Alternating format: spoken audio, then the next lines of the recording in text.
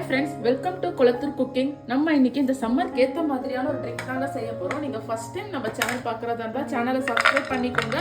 வாங்க எப்படி செய்யறதுன்னு சொல்லி பார்த்துடலாம். ஃபர்ஸ்ட் இந்த ட்ரிங்க் செய்யறதுக்கு 1/2 லிட்டர் பால் கட் பண்ணி ஊற்றிக்கோங்க.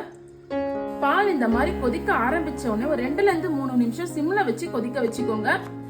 மேலே பால் ஏடு எதுவுமே சேராம பார்த்துக்கோங்க. கலந்து விட்டுட்டே இருங்க இந்த 2லேருந்து 3 நிமிஷம் வரைக்கும். நான் இன்னைக்கு பாலில் தண்ணி எதுவுமே சேர்க்கல. நீங்க விருப்பப்பட்டா 1/2 டம்ளர் தண்ணி சேர்த்துக்கோங்க. ரொம்ப தண்ணி சேர்த்துறாதீங்க. இப்ப பாருங்க 3 நிமிஷம் ஆயிடுச்சு. இந்த டைம்ல நான் ஒரு 10 பாதாம இந்த மாதிரி ஊற வச்சு தோல் எடுத்துட்டு அரைச்சி எடுத்திருக்கேன். இதையும் கலந்துப்போம். இதை போட்டு நல்லா கலந்து விட்டுக்கோங்க. இப்ப இது கூடயே 1 டேபிள் ஸ்பூன் கஸ்டர்ட் பவுடர் இந்த மாதிரி தண்ணி ஊற்றி கலந்து எடுத்திருக்கேன். இதையும் ஆட் பண்ணிக்கலாம். இதையும் போட்டு நல்லா கலந்து விட்டுக்கோங்க. கஸ்டர்ட் பவுடர் நிறைய சேர்த்துறாதீங்க, அப்புறம் திக்காயிடும், குடிக்க முடியாது, எடுத்து சாப்பிட தான் முடியும். கஸ்டர்ட் பவுடரை போட்டு நல்லா கலந்து விட்டுக்கோங்க. நான் இன்னைக்கு வெண்ணிலா ஃப்ளேவர் கஸ்டர்ட் பவுடர் தான் எடுத்திருக்கேன். நீங்களும் வெண்ணிலா ஃப்ளேவரே எடுத்துக்கோங்க. வெண்ணிலா ஃப்ளேவர் தான் இந்த ட்ரிங்க்குக்கு ரொம்ப டேஸ்டா இருக்கும். இந்த மாதிரி கீழே அடி பிடிக்காம கலந்து விட்டுட்டே இருங்க. இப்ப இது கூட 1 tablespoon sugarless palkova add பண்றேன்.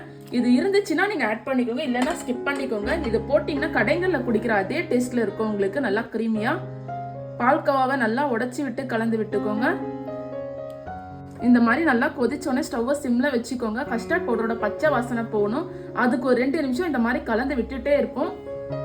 இப்ப இந்த டிஷ்ஷுக்கு தேவையான சுகர் நம்ம ஆட் பண்ணிடலாம். நான் இன்னைக்கு 50 கிராம் சுகர் எடுத்திருக்கேன். இது சேர்த்துக்கலாம். சுகரையும் சேர்த்து நல்லா கலந்து விட்டுக்கோங்க. சுகர் உங்க டேஸ்ட்டுக்கு ஏற்ற மாதிரி போட்டுக்கோங்க. எனக்கு 50 கிராம் சர்க்கரை கரெக்டா இருக்கு. இப்ப கடைசியா இதுல 4 டிராப் பாதாம் எசன்ஸ் சேர்க்கிறேன். நான் ஒரு 5 பாதாம் இந்த மாதிரி கட் பண்ணி வச்சிருக்கேன். 5 முந்திரி இதையும் போட்டுக்கோங்க. இதையும் போட்டு நல்லா கலந்து விட்டுக்கோங்க. இப்ப கடைசியா ஒரு பிஞ்ச் குங்குமப்பூ இதுவும் ஆட் பண்ணிக்கலாம். இது இருந்துச்சுன்னா நீங்க சேர்த்துக்கோங்க, இல்லைன்னா ஸ்கிப் பண்ணிக்கோங்க. இப்ப நம்மளோட பாதாம் ட்ரிங்க் நல்லா சூப்பரா ரெடி ஆயிடுச்சு. இப்போ நம்ம சர்வ் பண்ணிக்கலாம்.